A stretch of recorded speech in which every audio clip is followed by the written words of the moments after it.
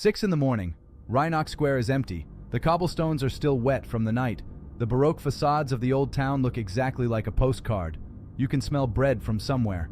The city is 400 years old, and it has survived everything. Then the windows move. Not a sound first. Pressure. A flat, total wave compressing every pane of glass in your hotel room simultaneously inward. Half a second of absolute silence. Then a second impact, somewhere south of the center. Then a third. You are in Lviv, the refuge city. The city people fled to from the east because someone told them it was safe. The beautiful city, the old city, the city that had survived everything. It did not survive the math. That pressure against your chest wall, that is not fear.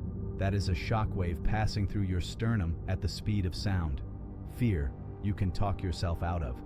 Physics, you cannot.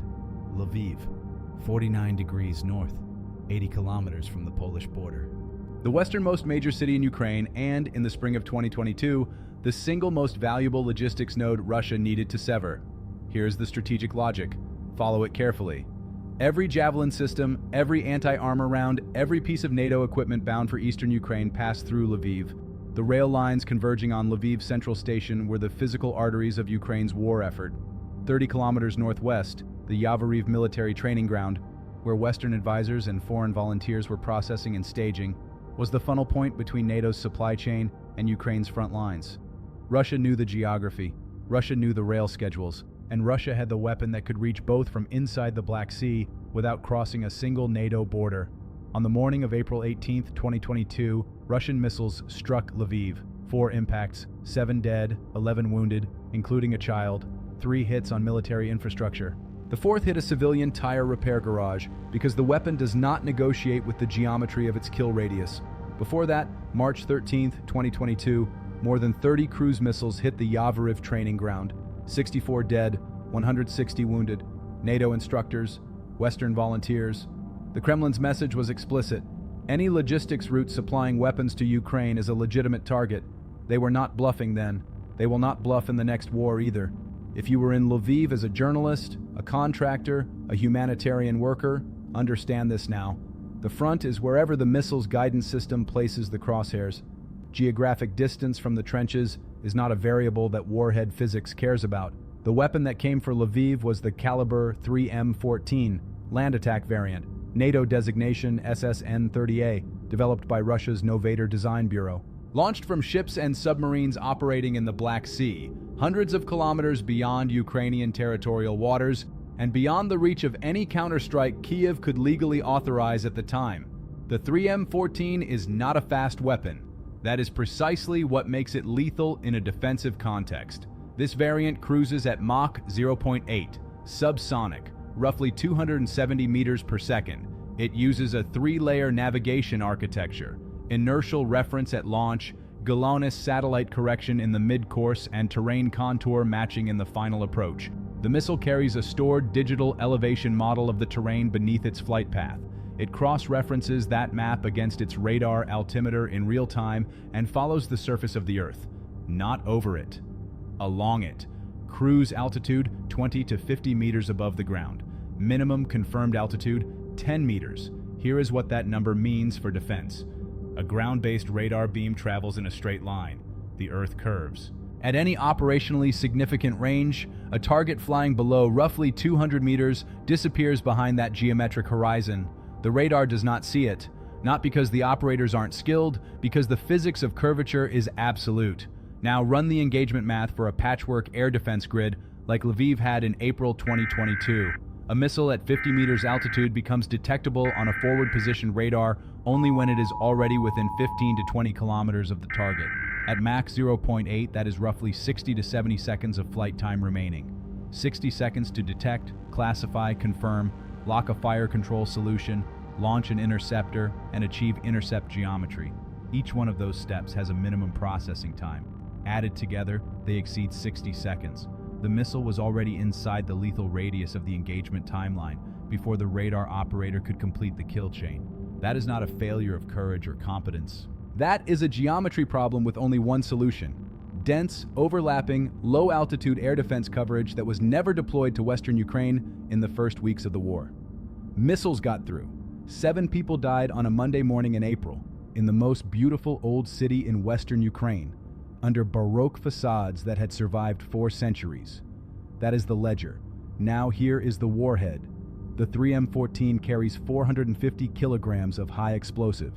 The Kalibr's airframe total launch weight is approximately 1,570 kilograms. Against Soviet-era and Austro-Hungarian brick construction, the dominant building stock of Lviv's old town, the physics are brutal and sequential. The initial blast wave collapses load-bearing masonry within a 20-meter radius. Beyond that, the fragmentation envelope extends 300 meters in every direction. At 50 meters out, warhead casing fragments are still traveling at speeds exceeding 300 meters per second. Brick, rebar, window glass, structural steel. The building itself becomes the secondary weapon. Eardrum rupture within 100 meters. Penetrating fragmentation through soft tissue at 50 meters. The cobblestones you walked on at 6 in the morning become ballistic projectiles. Lviv's old town is particularly dangerous in this regard. The narrow medieval street grid channels and amplifies overpressure. A blast that would dissipate across open ground instead reflects off 400-year-old stone facades and propagates down alleyways like a wave through a pipe. The architecture that makes Lviv beautiful makes it lethal under blast conditions. When the sirens drop, you have approximately 10 minutes. Black Sea launch geometry, confirmed against the 2022 strike timelines. Do not spend those 10 minutes watching out the window or calling someone. The situation is already determined. A weapon is inbound. First, leave every exterior window immediately. A Soviet-era or Austro-Hungarian residential window under overpressure at 50 meters does not break. It accelerates. Hundreds of glass fragments at lethal velocity. Your curtains will not stop them. They are not ballistic material. Second, the 2-wall rule. 2 structural walls between your body and the exterior of the building. Interior bathroom. No exterior windows. Thick masonry on all sides. Corner farthest from the street. Prone position. Hands laced behind your neck. The first wall absorbs the primary blast load. The second wall stops the fragmentation wave and the secondary pulse. Third, if you are outside, prone immediately, face down. Every 10 additional meters of distance from the detonation point reduces your fragmentation exposure by a measurable factor. Use every meter you have. Do not run to Lviv Central Station. It is a primary target. It has been struck before. It will be struck again. And after the first impact, the area surrounding the station becomes a mass casualty compression point. After the strike, do not move immediately. Russian strike doctrine is sequential. The first wave hits the objective. The second wave arrives within 1 to 6 hours and targets evacuation corridors and first responders. Wait for a verified all clear through multiple channels. When you move, move west, not on the M10 highway, not on the main Shahini corridor. That is a logistics artery and a confirmed target category in any sustained interdiction campaign. Use secondary roads northwest through Horodok, through rural routes, away from the highway. Unpredictability is your only navigational asset when the primary route is a target. Carry these 3 things before you leave: a combat application tourniquet, a hemostatic dressing, and a chest seal. In a fragmentation environment, the injuries you will encounter, on yourself, on people around you, are penetrating wounds, arterial bleeds, and sucking chest wounds from fragment entry. A tourniquet stops a femoral bleed. Hemostatic gauze controls torso wounds. A chest seal prevents tension pneumothorax from a fragment that entered the thoracic cavity. These 3 items weigh less than 500 grams. They are the difference between a treatable wound and a preventable death in the 45 minutes before any medical response reaches you. Also carry a paper map of the Lviv Oblast. Cell infrastructure along a strike corridor degrades within hours. Your navigation application will fail you exactly when you need it. 85 kilometers. Say it again. A civilian body in street shoes on secondary roads through western Ukraine in April. By kilometer 20, the blisters have opened. By 40, the fluid is gone. Raw tissue against wet fabric. By 50, the knees lock on downhill grades. The quadriceps stop absorbing load. The joints take it. Structural shutdown in order. Night falls. April near freezing after midnight. Secondary road through Horodok. No light, mud where the asphalt has dissolved. Wet boots. Core temperature dropping. Shivering is the first signal. Confusion follows. When the shivering stops, your judgment is already broken. You will not know it. And through every kilometer, destroyed feet, frozen hands, darkness, you will hear things, distant aircraft, Rumbles you cannot place.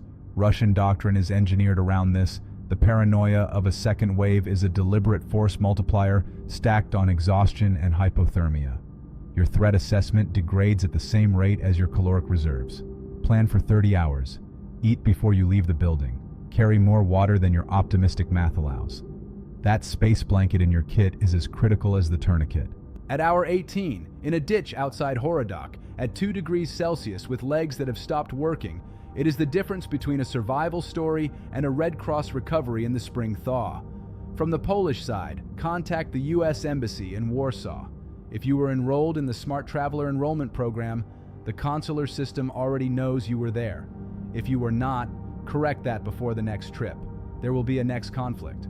The logic that put cruise missiles over these cobblestones has not been dismantled. The production lines are running. The radar horizon problem is still unsolved. The missile does not know your nationality. It was assigned coordinates and a fuel load, and it followed the Earth at 50 meters until the math stopped. Your government could not intercept every one of them. I was part of that system. I know exactly what it can do. What I am telling you now is what it cannot.